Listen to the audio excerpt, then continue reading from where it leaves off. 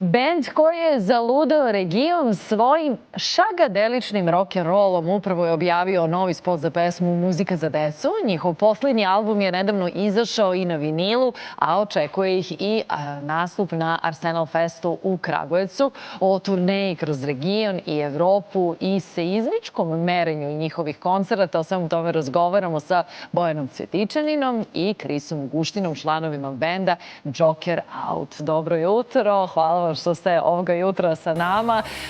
Novi spot je snimljen i evo ja sam prvo primetila, pa nije valjda da ste uništavali ova dečija igrališta, onako malo ste agresivno pristupili njima. Dobro jutro. Bojane, da čujemo opravdanje i obrazloženje. Ništa nije bilo uništeno. Mi smo imali... Niko nije povređen. Niko i ništa nije povređeno. Mi smo imali nadzornike tog seta koji su čuvali da se sve dešava kako mora. I na kraju kad smo završili bilo je sve BP, dobili smo... Dobro, objekat je vraćen u prvobitno stanje, tako se to kaže u filmskoj industriji. Da. Kažem, novi singl, odnosno nova pesma, ali hajde prvo da definišemo ovaj pojam koji sam ja evo ovoga jutra prvi put čula, a to je šagadelični rock'n'roll. Ko može da mi objasni šta to znači? Jeste ikad gledali Austin Powersa filmove? Da. Da, to u stvari je uzeto od tamo, znači on ima neku šagadeličnu energiju. Teško da sad objasnim tačno šta to znači, ali nama se je baš sviđala ova neka šagadelična energija i rekli smo ako budemo mi nekad pravili muziku, onda mora to da bude šagadelično. Dobro, i pretpostavljam da ste također kada ste se dogovarali kako ćete muziku praviti ili je to došlo spontano, mora da bude dosta buke i dosta jako i dosta energično ili je to došlo spontano? Pa u stvari mi smo nekako došli do toga da pošto niko nema šagadelik rock'n'roll nego samo mi smo oni koji pravimo pravila. Vi ste pioniri, trendsetteri. Mi smo takvi, mi smo veoma originalni. Ne, ali šta god uradimo, to je šagadelik, tako da nema pravila, mi ih sami postavljamo. Dobro. I da li je pravilo, evo zašto vas to pitam? Zato što ste jedno vreme, ne znam da li i dalje imate tu praksu, na koncertima ste imali uređaje za merenje decibela. Da.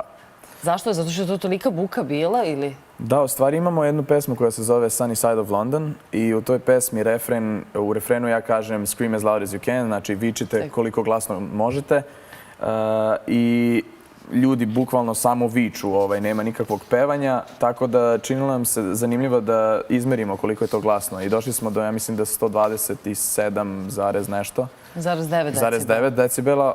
To je čisto onako samo plastično prikazano, opasno već za uši. Pa to sam htjela da kažem našim gledalcima. Evo, ako vas interesuje, 127,9 decibela je ta buka na njihovim koncertima. Kada šapućemo, proizvodimo zvuk jačine 30 decibela. Ovaj razgovor je, na primjer, 60 decibela. Saobraćajna gužva 90 decibela. Rock koncert obično je 115. Poletanje aviona, evo, malo pre smo govorili o tome da će u Kragujevcu ovog vikenda biti aeromiting. Bit ćete izloženi buci od 125 decibela, a vi ste 127.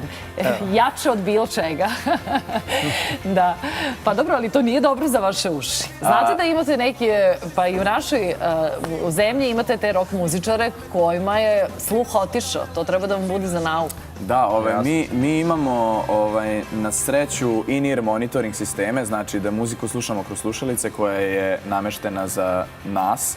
To vam služi da čujete, ali da li vas to na bilo koji način štiti? Štiti nas, pošto muzika koju mi dobijamo u uši je na nekoj razini koja je sigurna. I napravljene su slušalice tako da... Ne propuštaju zvuk. Da ne čujete ostatak. A svaki put pre nego što kažem ljudima da viču... A za publiku koga briga? Ne, pa to vam govorim za publiku, uvek im kažem da prvo zatvore uši pre nego što viču, tako da ih ne oštiti. Pevaćete kroz 5 minuta, ali to znači da treba da tražim slušalice? Ovdje će biti tiše. Ovdje će biti tiše. Zato što je još rano i akustično. Jednu laganu ljubavnu pesmu. Divno. Ali pre toga, hajde da mi kažete kako je bilo na izboru za pesmu Eurovizije. Kako vam je to iskustvo bilo, Kris? Šta da kažem, bilo je odlično, ali ja mislim da niko od nas ne želi da bi otišao opet. Jer to je tako iskustvo koje za jednom u životu i dosta je. Jer u stvari ljude vide samo da ti imaš nastup od 3 minuti, ali u stvari to je neki proces koji se dešava već pola godine pre nastupa. Pripreme i sve, je li tako? Pripreme za nastup, pesma u studiju i tako, ali i ako imaš sve to odrađeno, onda dođe još sve neki pre-party. Znači, mi smo bili u Barceloni, Varšavi, Londonu, Madridu, ne znam gde god još. Sve kao deo tih priprema? Da, mislim, ali to su više kao neki... To su eventi koji se događaju pre toga, ali su bitan deo promocije za Eurovision. Aha, dobro. A dobro, inače je to dobro za promociju. Za jedan bend je dobro da bude, dobijete, eto, ta 3 minuta, bar minimum na javnom servisu. Pa da, niko nas nije zvao ovam u emisiju pre Eurosonga, tako da... Pa nisam vas zvala dok nisam vas videla na Euroviziji, ali zbog čega ste između ostalog ovog jutra ovde, zato što najavljujemo Arsenal Fest, vi nastupate 27. u Kragujevcu, je li tako? Da. Se spremate posebno? Od koliko sati je vaš nastup? Možda sat ili sat i po, a? Ne, ukoliko sati nastupamo. No dobro, nek se raspitaju. Ja bih rekao da kad padne noć. Kad padne noć. Da, bitno je da znamo datum, to je 27. Bitno je da smo čuli kako ćete muziku svirati, pa hajde onda da je čujemo. Evo, time ćemo završiti ovo današnje druženje. Hvala vam što ste se budili sa nama. Nemojte da se bojite, neće biti previsokih decibela. Neće, čuvat ćemo vas.